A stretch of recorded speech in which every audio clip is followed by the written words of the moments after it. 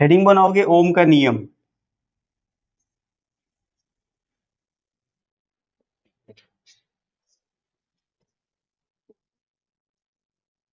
ओम चला, चलो इसको देखते हैं क्या होता है ये।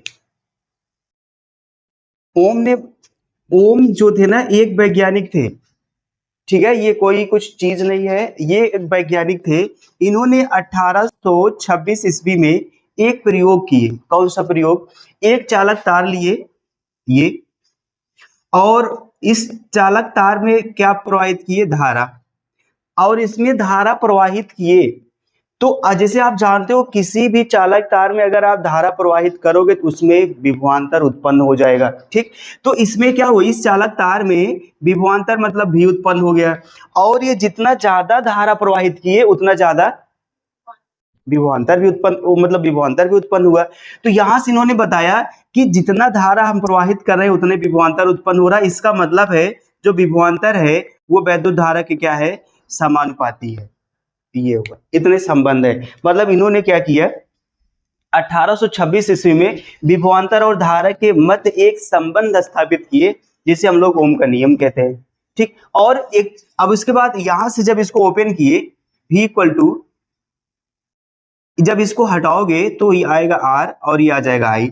तो r बराबर क्या आएगा? v अपान में i। ये तो परिभाषा इनकी दो रूप में दी जाती है, चाहे आप जो आपको सही लगे, चाहे यहां से परिभाषा दे दो चाहे यहां से परिभाषा दे दो।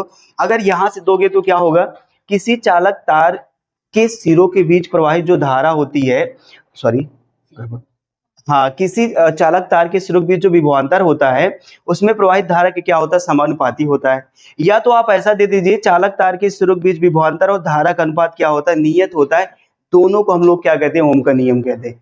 तो कौन सा दिया जाए? कक्षा 10 में ये वाला पढ़े थे आप लोग ना, कक्षा 12 में इसको पढ़ा दे, ये वाला पढ़ दे। देखो अब क्या इसमें क्या बताओगे, यदि किसी चालक तार के सिरों के बीच विभवांतर भी हो और उसमें प्रवाहित धारा आई हो तो इन दोनों का अनुपात जो है नियतांक होता है, और इस नियतांक को क्या कहते हैं? प्रतिरोध कहते हैं। चलो यही लिखते हैं, प्रतिरोध, हाँ, इसी को हम लोग क्या बोलते हैं? प्रतिरोध, ठीक है। मिटाओ वाला, अरे वहां नहीं होगा, यहाँ हो। इसकी इतना इतनी इसको इतना खोजना पड़ता है भगवान। लिखो, इसमें लिखोगे 1826, पहले इतिहास लिखा जाता ना, क्या किए थे, फिर ये ऐसे कैसे किए थे, ये सब लिख दो। तो 1826 26 ईस्वी में जॉर्ज साइमन, इनका पूरा नाम है ये, जॉर्ज साइमन ओम, ने विभवांतर और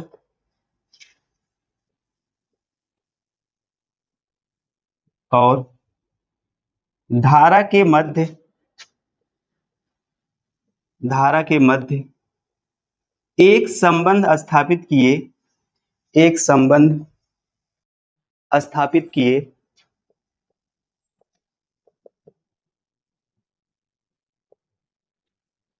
जिसे ओम का नियम कहते हैं,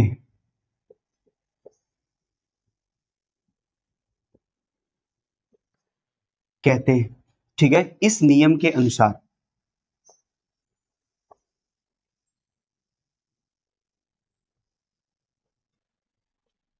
अब ये नियम क्या कहता है इसको लिखोगे,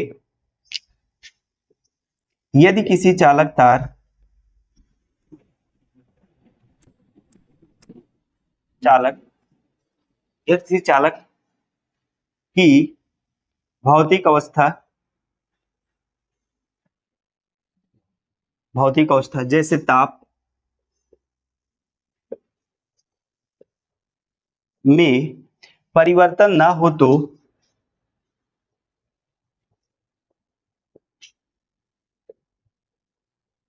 परिवर्तन ना हो तो चालक के, चालक के सिरों के बीच, सिरों के बीच लगाया गया विभवांतर, लगाया गया विभवांतर, लगाया गया विभवांतर और उसमें प्रवाहित धारा और उसमें प्रवाहित धारा का अनुपात नियत होता है या नियतांक होता है, नियतांक होता है। इस नियतांक को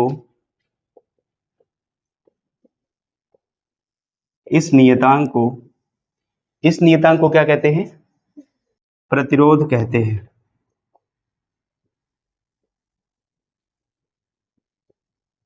ठीक है, ये अर्थात, या यहाँ पर लिख दो थोड़ा सा, क्या लिखोगे? अर्थात सीधा लिखो, इतना समझदार हो। अर्थात देखो, विभवांतर और धारा का अनुपात V अपान में I बराबर होगा नियतांक, और दूसरी बार में यही V अपान में I, नीचे आप लोग लिखोगे V अपान में I, इस नियतांक को लिखते हैं कैपिटल R से। ये है ओम का नियम, ये है क्या? ओम का नियम, लिख लीजिए। अब देखो, ओम के नियम से संबंधित कुछ बातें हैं। कितनी बातें हैं? कुछ बातें हैं। देखो, जैसे मान लो अगर आप विभवांतर और धारा के बीच अगर आप ग्राफ बनाते हो ना, तो ये मान लो ये आई हो गया, ये मान लो ये विभवांतर, ये मान लो विभवांतर आई हो गया, तो हमेशा इसके बीच एक सरल रेखा मिलती है, सरल रेखा ये, और ये आप इसको कह लीजिए ये इसकी ढाल होती है, या आप इसको बोल दो ये क्या होती है? प्रतिरोध होता है। बात समझो, ये ऐसा क्यों होता है? एक सरल रेखा क्यों मिलता है? देखो, ये देखो, अभी हमने देखा ना, V अपान माई बराबर क्या होता है? नियतांक होता है। नियतांक का मतलब समझ रहे हो? अगर V अपान आई का अनुपात निकालोगे तो हर जगह बराबर होगा। अगर थोड़ा सा कक्षा 10 में ग्राफ बनाए हो तो, हाँ, x y दोनों का मान अगर बराबर है, x का अगर y का दोनों का मान बराबर है, ये तो उसमें क्या, जैसे मान लो x का मान 1, y का मान 2, इस मतलब y का मान भी 1, इसका 2, इसका 2, इसका भी 2, इसका 3, इसका भी 3 हो जाए, तो ये ग्राफ कुछ इस तरह से मिलता है और ये सीधा रेखा एकदम बनाता है। वही चीज है, अगर धारा बढ़ेगी विभवांतर बढ़ेगा, सब जितना ये बढ़ेगा उतना ये भी बढ़ेगा। इस वजह से क्या होता है? एक सीधी रेखा मिलती है। तो इस सीधी रेखा कभी कभी पूछता है कि विभवांतर और ओम के नियम से पूछता है, ओम के नियम से विभवांतर और धारा के बीच ग्राफ प्लॉट करने पर कौन सी रेखा मिलती है? वक्र मिलती है, एक सीधी मिलती है, टेढ़ी मेढ़ी कैसे होती है? तो हमेशा बताओगे एक सरल रेखा मिलती है। ठीक है, एक सरल रेखा मिलती है या सीधी रेखा मिलती है। बात समझे कि नहीं समझे? और दूसरी बात ये है, ये ओम का नियम सब पर लागू नहीं होता है, सिर्फ धातुओं पर लागू होता है। समझे? यही दो बात लिखने वाले हैं, नोट में बना के लिख लोगे। नोट नंबर फर्स्ट, विभवांतर और धारा के बीच ग्राफ खींचने पर एक सरल रेखा, सरल का मतलब सीधी, सीधी रेखा प्राप्त होती है। दूसरी बात, ओम का नियम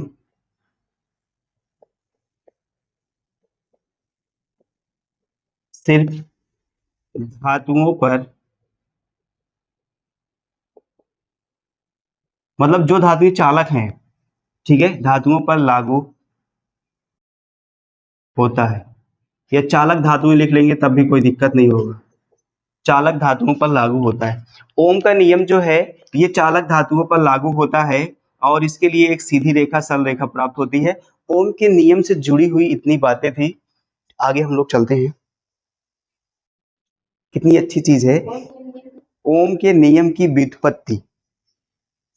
अपवाह वेग के आधार पर,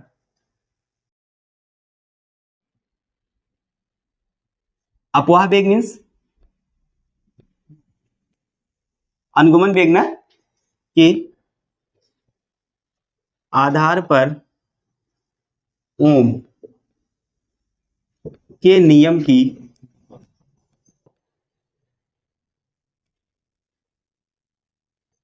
व्युत्पत्ति का मतलब है सर, हम लोग अपवाह वेग का फार्मूला जो हम लोग पढ़े थे, अपवाह वेग का जो सूत्र पढ़े थे, उस सूत्र को प्रयोग करके ओम का नियम सिद्ध करना है। समझे कि नहीं समझे उमा?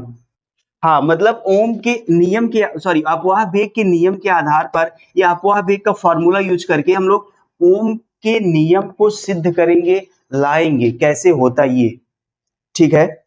इसके लिए मैं आपको कुछ समझाना चाहता हूँ। स्टार्टिंग में देखो, जैसे मान लो ये कोई चालक पदार्थ है, कोई चालक तार है, ये कोई चालक तार है, मान लो इतना मोटा इसलिए बना रहे ताकि हम जितने चीजें सोच रहे हैं ना इसमें लिख दें। और चालक तार बहुत पतला होता है। तो मान लो इस चालक तार की लंबाई स्मॉल एल, ठीक है? इसका एरिया क्या है? एरिया मतलब क्षेत्रफल क्या है? ए है। और इसमें इलेक्ट्रॉनों की संख्या कितना है? एन है। इलेक्ट्रॉनों की संख्या कितना है? एन है। और यहां पर जब हम लोग इस तार में वैद्युत धारा प्रवाहित नहीं किए थे, जब वैद्युत धारा नहीं प्रवाहित किए थे, तो इलेक्ट्रॉन का जो वेग था ना, पूरे एन इलेक्ट्रॉन का जो वेग था वो क्या था?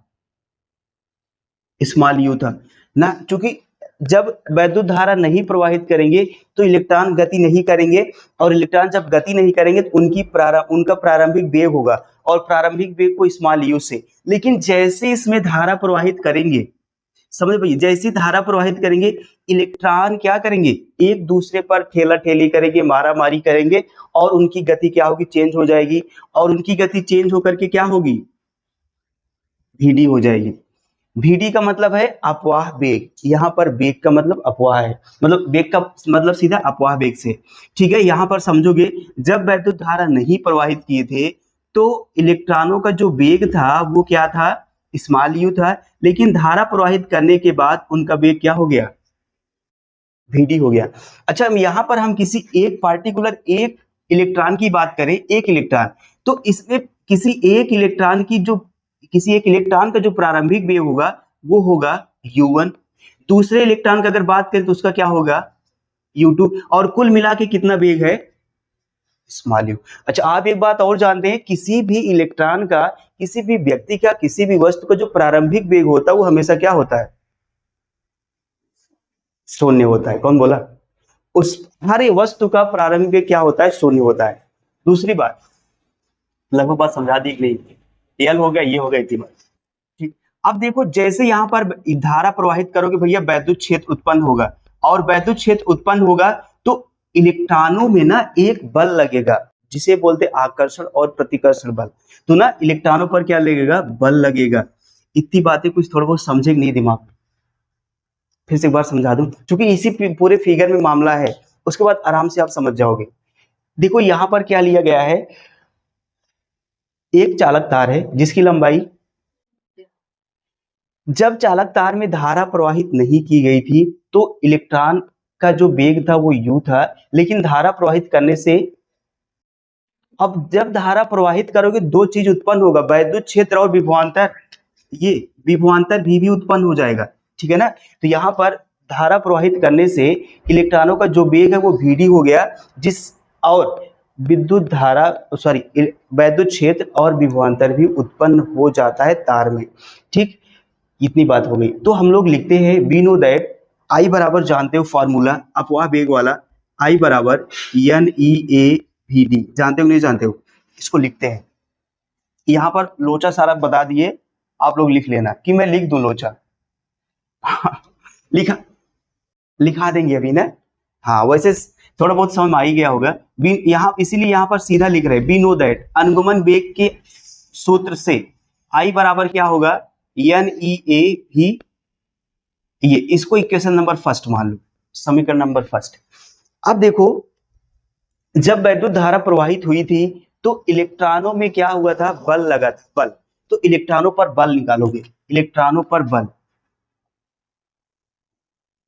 इलेक्ट्रॉन पर बल, ठीक है? इलेक्ट्रॉन पर बल को F से लिखेंगे, और ये F बराबर होगा E कैपिटल ई। ऐसा क्यों सर? हम लोग जानते हैं अगर वैद्युत क्षेत्र की बात होगी तो E बराबर होता है F अपान में क्यों होता है कि नहीं, पहले लेसन से याद करो। और लेकिन यहाँ पर इलेक्ट्रॉन की बात हो रही, इलेक्ट्रॉन आप आवेश ना रखकर क्या रखोगे, तो यह बराबर निकालोगे तो क्या होगा। हाँ, अब देखो अगर किसी वस्तु पर किसी इलेक्ट्रॉन पर बल लग रहा है तो उसमें त्वरण भी उत्पन्न होगा, तो यहां पर लिखोगे बल के कारण त्वरण, त्वरण को स्मॉल ए से लिखते हैं, और ये बराबर होता है क्या, एफ अपान में एम। ये कैसे होगा सर, एफ बराबर एम में तो जानते हैं, तो यहां से ए बराबर निकालोगे तो क्या होगा, एफ बटे एम, ये हो जाएगा। यहां पर वैल्यू रख दो, एफ बराबर निकालें क्या, ई कैपिटल ई अपान में एम। यदि यदि विभवांतर विभवांतर कैपिटल भी और तार की लंबाई स्मॉल एल हो तो वैद्युत क्षेत्र ई बराबर, जानते हो भी अपान में क्या होता है, लेकिन यहाँ पर ये डी मतलब दूरी होती थी, और यहाँ पर दूरी क्या है, स्मॉल एल है, दूरी यहाँ पर क्या भाई स्मॉल एल है ये। तो अब जहां ई है वहां क्या रख दोगे, भी अपान में एल, यहाँ त्वरण लिखो, इसलिए त्वरण ए बराबर, देखो यहाँ पर ई अपान में एम ऐसे लिख लो, और ई के स्थान पे भी अपान में क्या रखना है, ईयर, तो इसको ये मिला के लिखोगे तो ये हो जाएगा ई भी अपान में, ठीक है ना। तो त्वरण ए बराबर कितना आ गया, इतना आ गया, इतना समझ गए ना, यहाँ तो कोई दिक्कत नहीं है। अब दूसरी बात चलते हैं, यहाँ पर वही बात हम लोग करने वाले, किसी पार्टिकुलर एक इलेक्ट्रॉन की बात करते, तो यहाँ पर एक इलेक्ट्रॉन का वेग, प्रारंभिक वेग u1, दूसरे का u2, तीसरे का u3, ऐसे होगा। और जो यहाँ पर जब क्या होगा, धारा प्रवाहित करोगे तो इसका भी वेग क्या होगा, चेंज होकर भी हो जाएगा। इसको अपवाह वेग बोलिए, चाहे इसको आप औसत वेग बोलिए, औसत को कुल वेग बोलते हैं, यहां पर इसका औसत वेग बोलेंगे हम लोग, ठीक है, ये हुआ। तो वही हम लोग लिखने चल रहे हैं, यदि यदि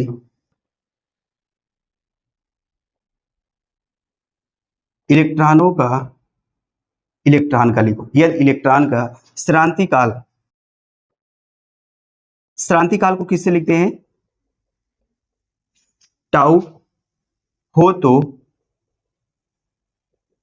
अब थोड़ा सा देखोगे, आप जानते हो गति के प्रथम नियम से, उस गति के प्रथम समीकरण से भी बराबर क्या होता है, u प्लस एटी होता है। तो यहाँ पर वेग vd हो जाएगा हमारा, और पहले का लिखोगे, पहले का, पहले इलेक्ट्रॉन का लिखोगे तो क्या होगा, u1 प्लस ए। यहाँ देखो हमने आपको जब पढ़ा रहे थे बताए थे, जो श्रांति काल है एक प्रकार का क्या है, एक प्रकार श्रांति काल एक प्रकार का क्या है, एक प्रकार का समय ही है, मतलब ये जो समय है ना, ये चेंज हो जाएगा किसमें, श्रांति काल में, ये तो ये हो जाएगा टाउ वन। दूसरा vd बराबर निकालोगे u2 प्लस क्या हो जाएगा, ये टाउ टू, तो vd बराबर निकालोगे ये u3 होगा प्लस ए, इसी तरह से सबका बदलता चला जाएगा, ठीक है। तो मैं लिख दे रहा हूं, इलेक्ट्रॉन का श्रांति काल टाउ हो तो पहले पहले या पहले या किसी एक इलेक्ट्रॉन का ना हो तो किसी एक इलेक्ट्रॉन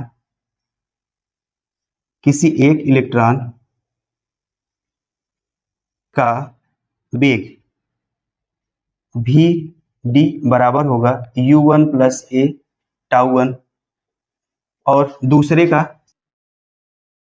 दूसरे इलेक्ट्रॉन का क्या हो जाएगा, vd बराबर u2 plus A tau two, और तीसरे का क्या हो जाएगा, vd बराबर u3 ए टाउ थ्री, ये होगा। डॉट डॉट ऐसे जितने भी इलेक्ट्रॉन है, एन के लिए निकालोगे तो क्या होगा, ये U N A tau N हो जाएगा। तो आगे चलते हैं, अतः औसत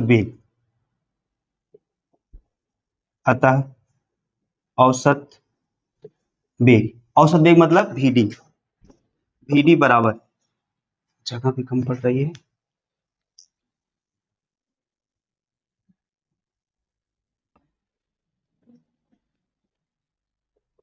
अतः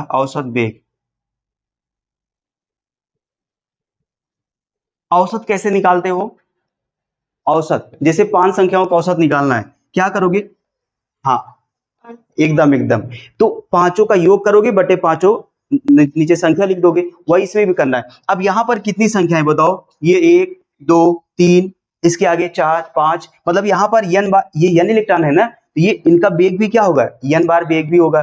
तो सबका योग करोगे कितना बार, n बार। तो यहाँ से ये होगा u1 plus A tau one, और दूसरा होगा u2 plus A tau tau two, और तीसरा होगा u3 ए टाउ थ्री, और ये कितनी बार जाएगा, n बार। और अगर n बार है तो नीचे क्या लिखोगे, n लिखोगे। तो यहाँ से भी d बराबर, अब अलग करो, देखो u1 u2 u3 ये सब, तो ये होगा u1 plus u2 plus u3 plus dot dot, ये n तक है, और इसके बटे में n करोगे, प्लस यहाँ से होगा a tau one A tau two A tau three, ये भी कितनी बार, n बार है, तो ये नीचे लिखोगे क्या, vd बराबर। देखो u1 u2 u3 सबका वेग मिलाओगे, कुल वेग जो हो जाएगा हमारा क्या होगा, u,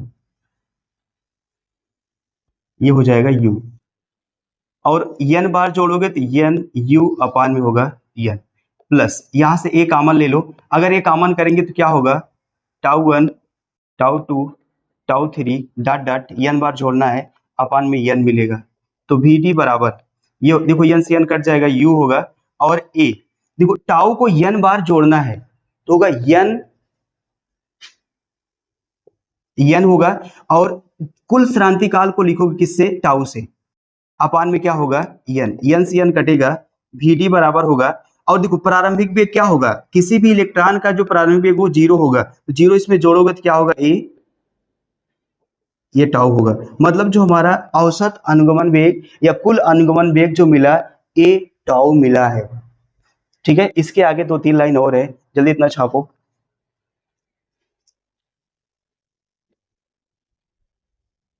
देखो यहां से हम लोग त्वरण निकाले हैं, त्वरण, इस त्वरण का मान उसमें रख दो vd में,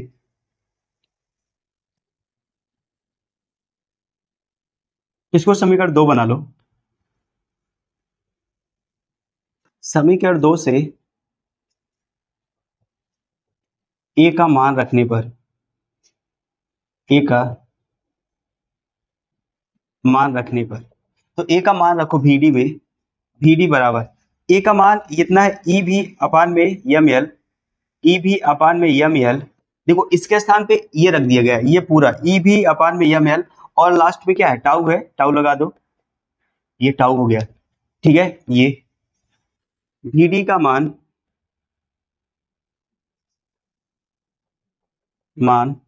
समीकरण 1 में रखने पर, 1 में रख दो। देखो आई बराबर यहां पर है, जहां vd है ना वहां पर e भी ml इंटू टाउ रखोगे, तो n e a, और ये vd का स्थान पर रखो e भी ml इंटू क्या रखोगे, टाउ, ये होगा। अच्छा ये विभवांतर है, विभवांतर के यहाँ घसीट के लाओ, यहाँ पर ये होगा अपान में, यहाँ गुणा इधर आए तो भाग में हो जाएगा, और n e, देखो e का e में क्या होगा, और यहाँ बचा a, और क्या बचा, टाउ, नीचे बचा ml। अब क्या, अच्छा बताओ ये ओम का नियम है, ओम का नियम है, ओम का नियम कहता है ऊपर विभवांतर नीचे धारा, उल्टा है, इसको उल्टा कर दो। अगर इसको उल्टा करोगे तो क्या होगा, ये होगा v ऊपर जाएगा i नीचे, और अगर इसको उल्टा करोगे तो ये भी उल्टा होगा, ये ऊपर जाएगा ml, और नीचे क्या आएगा, n e स्क्वायर a, क्या होगा, ये टाउ होगा, और ये v अपान में i, ये पूरा क्या है, कांस्टेंट है, ये क्या है, पूरा कांस्टेंट, और इस कांस्टेंट को बोलते हैं कैपिटल R। यहाँ पर शो करो कि ml अपान में n e स्क्वायर a, ये होगा टाउ, ये बराबर r, ये सब क्या है, ये नियतांक है, लिख लो, यही ओम का नियम है,